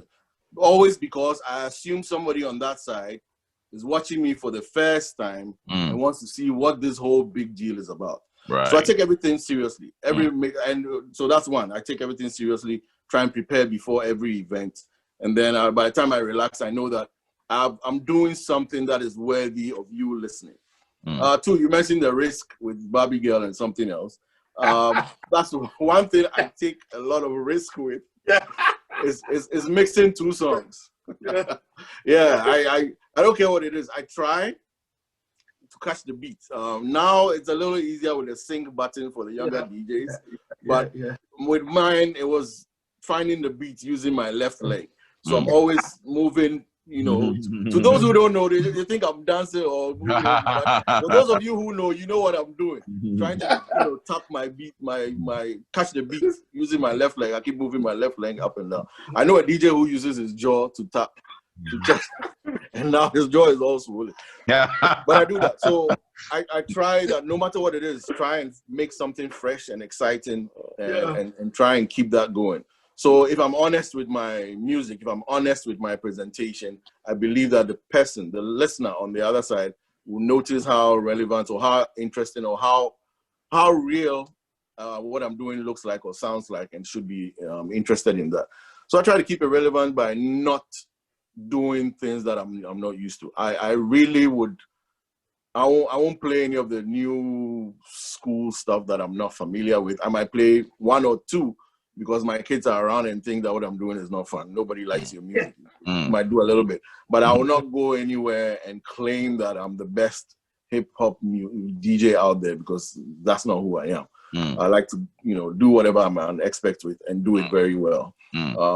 And key to me is presentations. And it's not because presentations I do in the classroom, but presentations from a broadcasting perspective. Right. It is irritating to talk over music. So as much as possible, I try to loop on an instrumental part and then speak over it. Because every song you play, and I talked about that, I mentioned that earlier, every song you play, there's a portion of the song that's somebody's favorite. It could be the first lines in the first chorus. It could be the whole chorus. It could be some particular beat somewhere down the line. And you talking over it is going to let them say, oh, you're spoiling the song. Right. You know, that's why sometimes you get, you know how we'll mix, we'll play 30 seconds, 45 seconds, mix it, and then go. And there's some people who hate that. They don't want you to mix all that all the time. So sometimes you just want to do a little bit of it. But if you're going to speak, you want to put it at a certain part where you're looping over instrumentals, but not over the words. And when I see a DJ doing that, I know that he has some broadcasting experience. Or he knows what he's doing. I can watch other DJs and all they do is talk, talk. It might be fun, but from a broadcasting perspective, it is irritating and annoying. Right. And you don't want to do that. Right. So I just hope that, I mean, anytime I'm doing whatever I do, if somebody's interested in the broadcasting aspect of it, they can pick up a little bit from that and carry it from there. Right. Amazing. Wow. I hope DJs are taking notes. FIsho is also taking notes. Yeah. I hope you're also taking notes there. Yeah.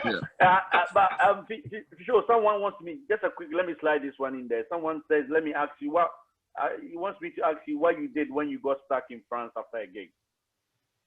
Oh. All right, yeah. So we played at a function in France, and it ended at 3:00, and the car was supposed to pick me up didn't come. So I was stuck somewhere in the middle of France, and the only French I know is Je t'aime. What did we do? I don't even, we managed to get a taxi. It was me and Kwame Sefakai.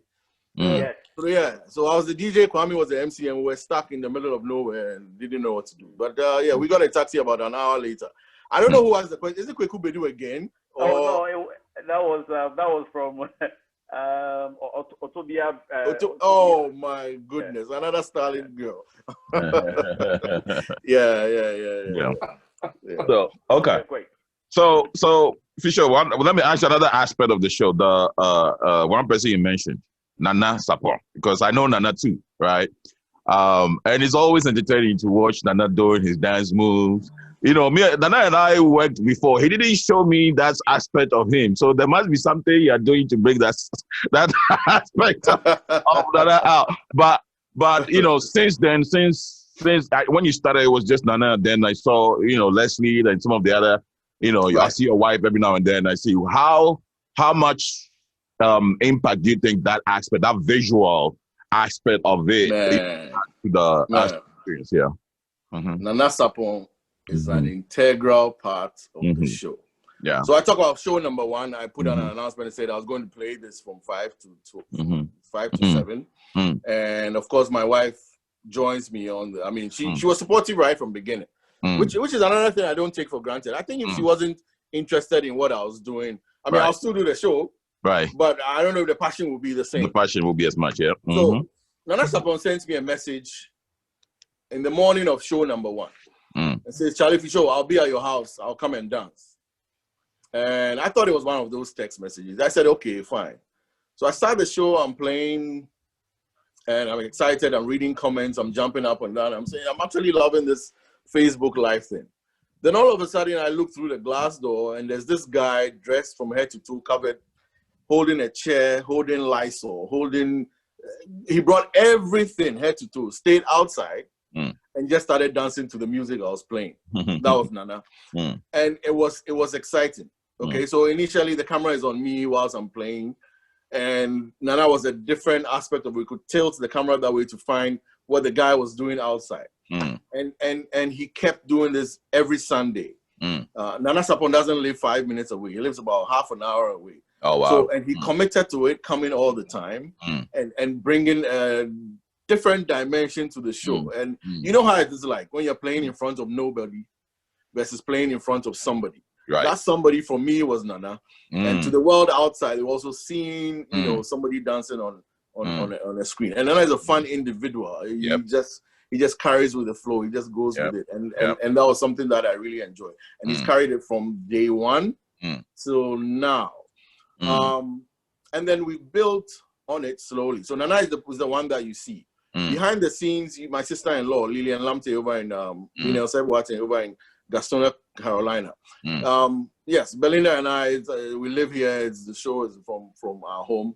But if it wasn't for Lillian, trust me, I would have ended the show about 5 weeks into the show because it's okay. I've done a little bit. It's fine. Let somebody else carry on. But Lillian got excited about it and just said no. She got really into MQF and built it from her perspective. Has gotten very important to it. And I call her the executive producer of the show because, man, it's her gig. And then Peter and Paul Akwabo, as somebody mentioned. Peter deals with the number side of it and deals with Zoom. Paul, strictly from the entertainment part of it, artist representation on the show and all that.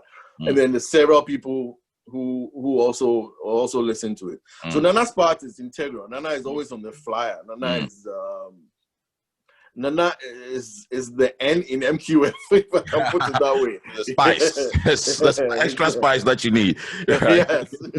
Yeah, the extra spice, exactly. He spices it up the show, and I'm extremely grateful for that. I really wish the show becomes something where I could thank them, not just from the bottom of my heart, but financially too. I wish I could say thank you to them one way or the other. Yeah, absolutely. So, okay, so you've done, you have great talent, great presentation skills, good music. You bring artists, have the nonprofit piece of it. You have people dancing on the show, and the audience is highly engaged. Listen, I'm an event producer myself. These elements are the core to, making great events. So my question to you is, what's next? What are you going to add to keep going? And well, first of all, are you going to keep going? If you had asked me this a couple of weeks ago, saying we'll have 44 shows, I'll say 100% no. Okay. For now, I would say yes. It looks like we're going. I don't know how long or how far we're going, but yes, we're going. We're moving on with Music for a Quarantine Feed. It's become a little bit more than a music show. Right. It's become a philanthropy on its own, helping individuals, helping organizations, helping a lot. Some I make public, some I don't. Right. So because of that aspect of it, yes, we're going on. What else are we going to add? That's for me to know and you to wonder. Excellent.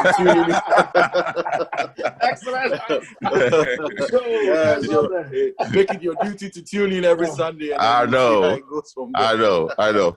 Okay. Well, I was hoping to get lucky over there. I knew you were going to give me that. So anyway, we are running out of time very, very, very fast. So I have my last question. I don't know whether my co-hosts have any other question. I have my last question.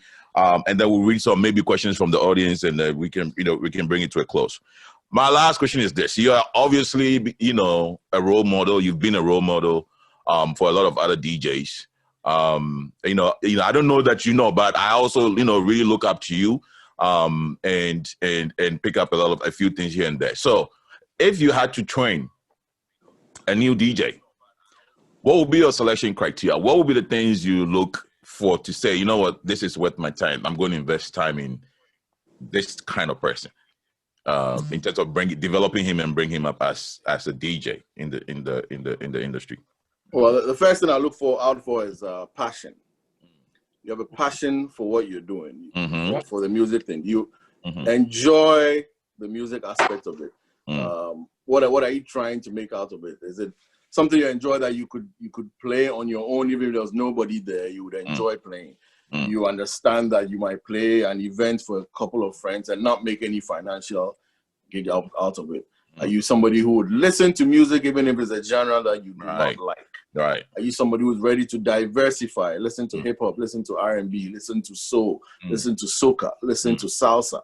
If you have a passion for music and are ready to reach out and listen, I enjoy that. Now that's on one aspect. On the non-verbal aspect of it, your character, your personality. I do not want you to go and play music somewhere, walk out to go take a cigarette smoke, break, and come back. No. The DJ listens whilst the MC is speaking, because you might be able to react immediately from what the MC is saying. The DJ's job starts an hour before the function starts and ends an hour after the function ends. You should know that. Okay. When you grow older, now my back hurts, so there are certain things I would not do. But you want to focus. You know that it's a production. I say this several times. Playing at any event is a production, and you are an integral part of that production. So your passion for the music is there, but be a professional too wherever you go. Okay? Your role starts with moving the equipment out of your car, the speakers you are using, the wires you are carrying, your microphone clean, no rusty equipment. Your wires must be hidden. Your power cord is too old. You need to change it. Look, when people are taking wedding pictures, your speakers come in there. What kind of speakers are you using? Are they beat up? They're broken? Sell them. Buy another one. Invest in your passion. Invest in your creativity. And move on. You cannot not afford to take a break whilst the function is going on. Never. I mean, you can't do that. Okay. And over time, I've learned that there are a lot of functions I go to where I don't eat, not because I'm not hungry, but I want to focus on whatever is going on. Or if I'm going to eat, I'm going to eat right there. I'm not going to step out of the room and move on. Because a battery might die, where you need to swap it immediately, and then they're looking for the DJ. Something could go wrong where it's not even music related, but the easiest thing for the MC to say is, "Hey, DJ, hey, no, you want to be there right up and say, that's not me, that's somebody else." So once you're at a function, you're 100% committed to being at the function, right? It's the same way when they are paying you, it's 100% committed to your paycheck, right? So if you're a professional, if you are passionate about what you're doing, the results would flow, and the subsequent results will flow. And so that's what I'm looking out for if I'm going to help somebody or going to recommend somebody else. Be professional in all aspects of it. Passionate about the music you're doing, and enjoy. Charlie, a DJ, what do you do? Your job is to press play. Yep. If I told you your job, your job is to go out there and play. What else do you want? Exactly. Well, go out there and play. For sure. Absolutely. In doing that, one last question for me. No pun intended, right? At all. One last question, Joe. Yes. Okay. So basically, as you already know, you are part of the Black Star DJ group, and I think our biggest mission is to carry Ghana music, to anywhere that takes us. At the moment, we are looking at 300 DJs and over. What do you think Ghanaian artists have to do, and us as DJs also have to do, in order to push Ghana music to the global level? Well, I know that a lot of competition lies, most of the time they look at the Ghana music versus the Nigerian music. And a lot of people look at the numbers as far as the Nigerian artist is concerned. The last time I was looking, 1 in every 10 Black individuals in the world is Nigerian.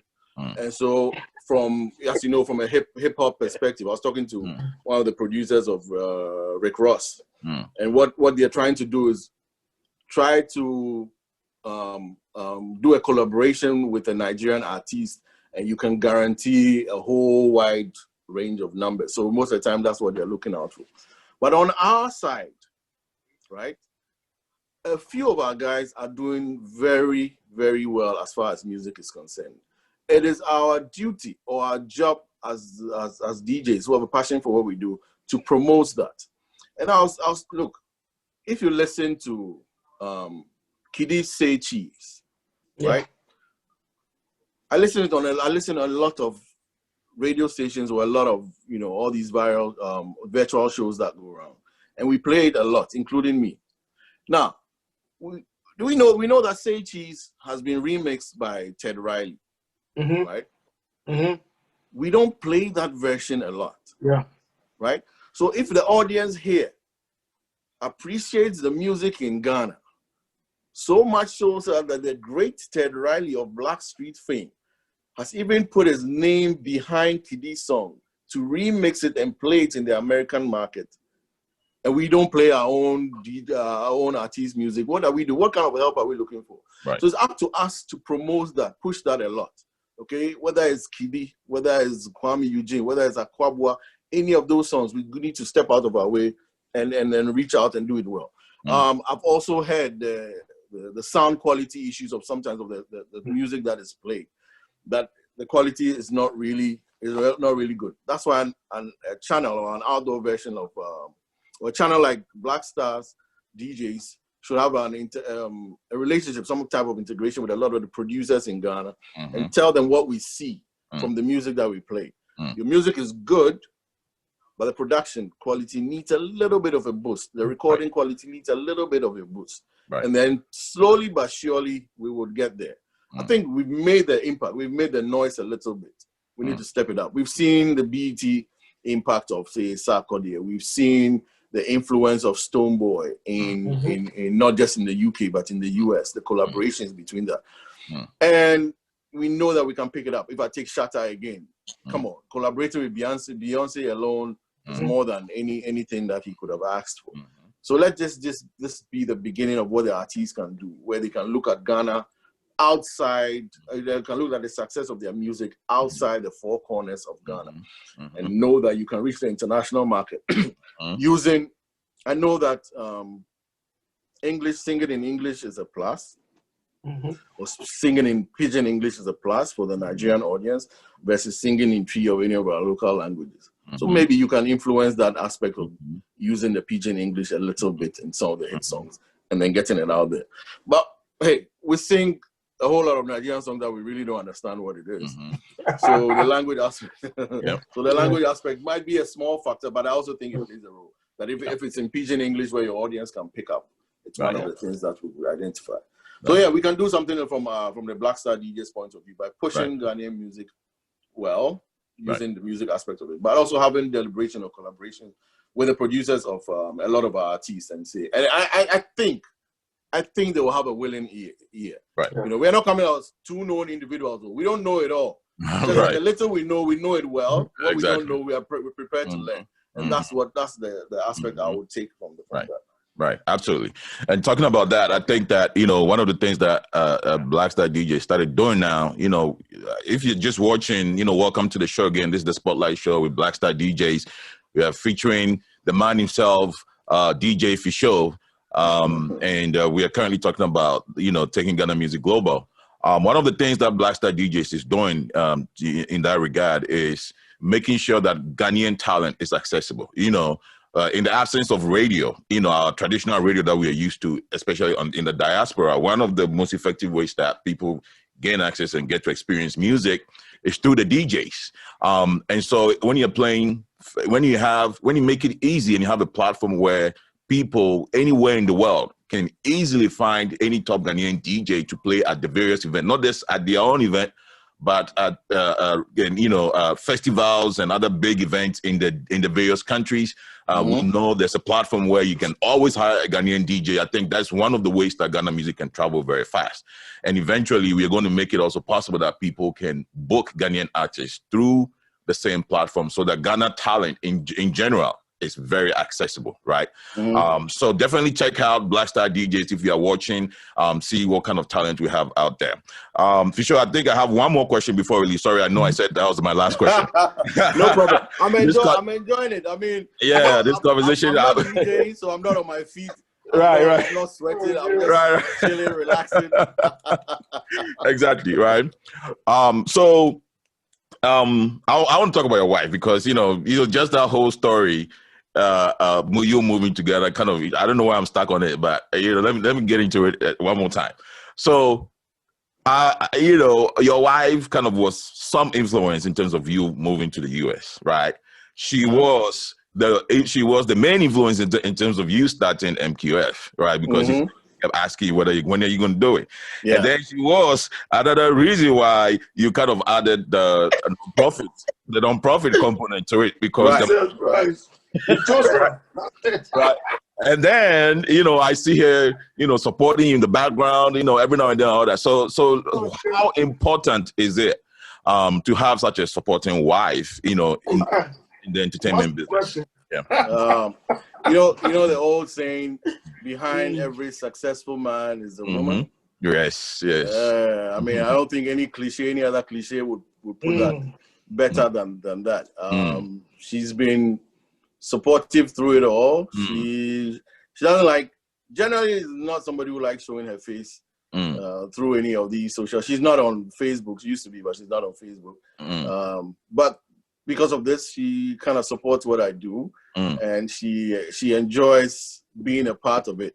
And what can I say? I mean, hey, it's been. I'll just say, thank you very much for entertaining my antics, bringing a whole, you know, hundreds of people into our home each and every Sunday, right. and being supportive through it all. I'll be a fool to say if I take that for granted. Absolutely. It's something. There are a lot of DJs doing this, and I probably don't see a lot of what goes on behind the scenes. But I know that if their wives are behind them, they bring out a better product. and she definitely is behind me and all that. Sometimes it can be annoying. Like I talk about the fact that sometimes it can be annoying. I talk about the fact that one of my difficulties every weekend, I sit back and what's my first song going to be? Because you know how your first song kind of determines your mood throughout the whole show. Yep. So I go over, debating what my first song would be. And now I've gotten a bit lazy with that. I wait till maybe 2 hours before the show before I start thinking. And then she'll start Saturdays. So what's your first song? What's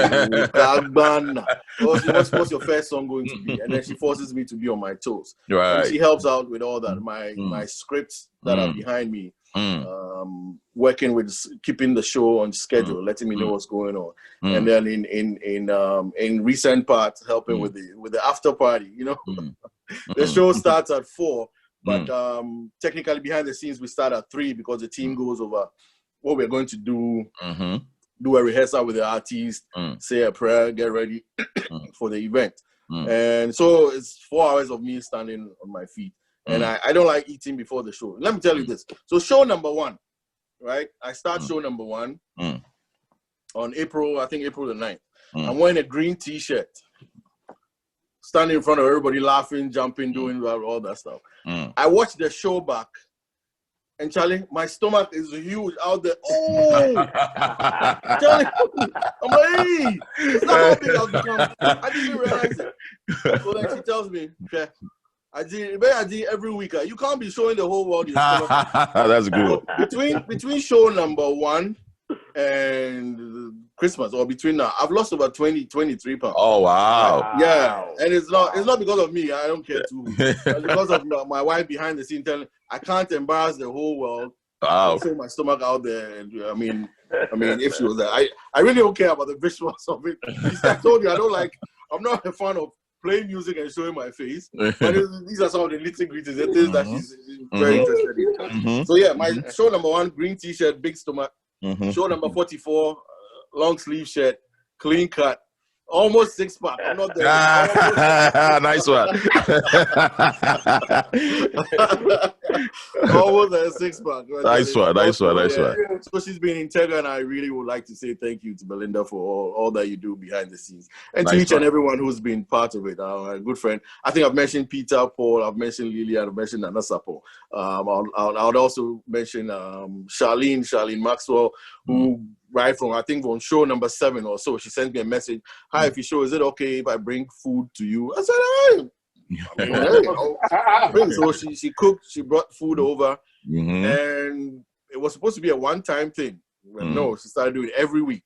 Wow. So Charlene, caters after the show. We all sit down, have a wonderful time, enjoy dinner. After that, I don't eat before the show starts. I have a lot of water about 11, 12, 1 o'clock, and then get ready out. So everything is done. We eat. So that's cool. So thank you to each and everyone, especially the listeners. Each and every Sunday, I know that as soon as it starts, you see the regulars out there. I can't even mention names. So everything is going through my mind. But Love Angel, you mentioned Love Angel with there. She's there. Lyrics, Anita. Net, Abigail, Maria Brustego, MFA, Kweku Bedu, Maya, Victor Bampo. It's just and the annoying Arsenal fans, all my friends who support Arsenal. I'm not an Arsenal fan. I'm a huge Chelsea fan. But I understand. I'm somebody who has compassion for people who support Arsenal, and I know their pain. So part of my show is actually to put a smile on Arsenal supporters. So it's one of those things out there, which is very, very, very cool. So, and all those who've one way or the other advertised on Music for Your Quarantine feed, all the various sponsors we've had throughout the show. Thank you. We're grateful for that. World Remit has been one of our sponsors earlier on, as you noticed, and they are coming back again in February because of the impact of what we did for them, and we are grateful for that. And for various organizations around the corner that have advertised one way or the other, we're grateful for that. I think it's fair to say the show is no longer yours. It belongs to your people, your audience. I think. Talking about your audience, Joe. Before we let FIsho go, let's see if there's any last minute questions that we haven't answered yet on social media. I think, to be honest, today I don't know. I do apologize for people on Facebook. You are enjoying this show too much, Joe. Yeah, you are enjoying this show too much. There's so many. But I think one more question. One question that will probably someone I think I saw it before it vanished was someone wanted to know FIsho if you ever worked for GBC. No. I never worked for GBC. My first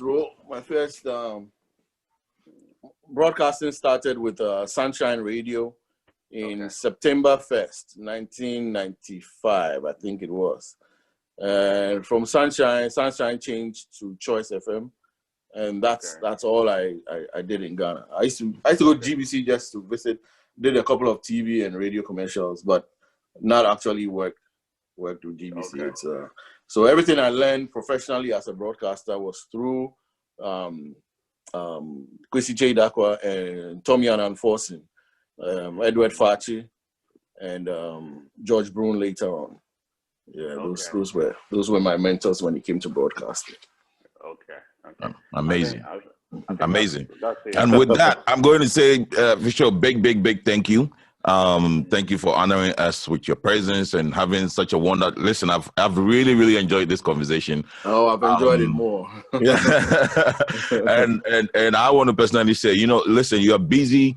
Since this show kicked off, I know what it takes to pull off a show like this every single week. I know you're very busy. And when we started Black Star DJs and I called on you, you didn't even hesitate or even blink. You gladly accepted and made it clear that you are very passionate about putting Ghana music on the map. And so you gladly and even joined the board of directors for Black Star DJs. So I want to say thank you so much for your passion for Ghana and staying humble. That's another thing I really appreciate about you. Humility is goes a long way. And so thank you. We wish you all the best of luck. We know that you're going to keep doing amazing things. Keep taking Ghana music to the next level. And definitely say thank you to Wifey for us. Right. She's gone to the salon. She's gone to the hairdresser. So I think she's watching there. Okay. When she gets back, she'll criticize me for mentioning her name. Well, that's the fun part of it. Yes. Thank you all so much. I just walked over to that's where the show happens on Sundays. There you go. So, that's the station right there. Yep. If you notice a bottle of vodka in the corner, that's for Nanasapo and anybody else. The Chelsea flag is there for inspiration. Hey. Yeah, not playing. To everybody, I mean, thank you so much. When he told me I'll be a guest on the show, I was wondering, what do I have to say? I mean, there's really nothing to say. And I wasn't even sure how long the interview was. Honestly, I thought it was about 15 minutes. Nearly 2 hours. But it's going on for quite a while, and I would like to say thank you to all those who watched. Thanks for your support each and every time. And hopefully tomorrow you join us on Facebook at 4 p.m. for another edition of Music for Your Quarantine Feed. As I did say, tomorrow we have, in the first hour of the program, it will be with Dr. Kumaple. She'll be talking to us. I'll be asking her about the vaccines. Do we take the vaccine or not to take the vaccine? A lot of people have been saying it was made for Abrofo. And if we take it, there are some effects that could come across. These some of the things I want to ask her. It'll be a very short interview. We'll go back into the old school. And then Nana Kwame will be our guest on show number 44 tomorrow on Music for Your Quarantine Feed. So thank you each and everyone watching.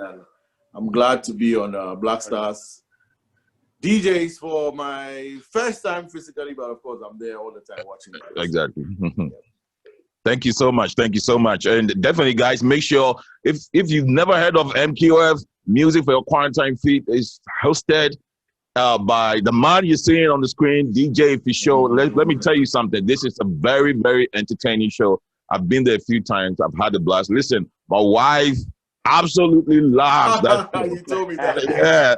And she asked me, how come? He said, FIsho has all the rich people. All their houses look very good. So we will be tuning in as well. Black Star DJs definitely will be tuning in and supporting you.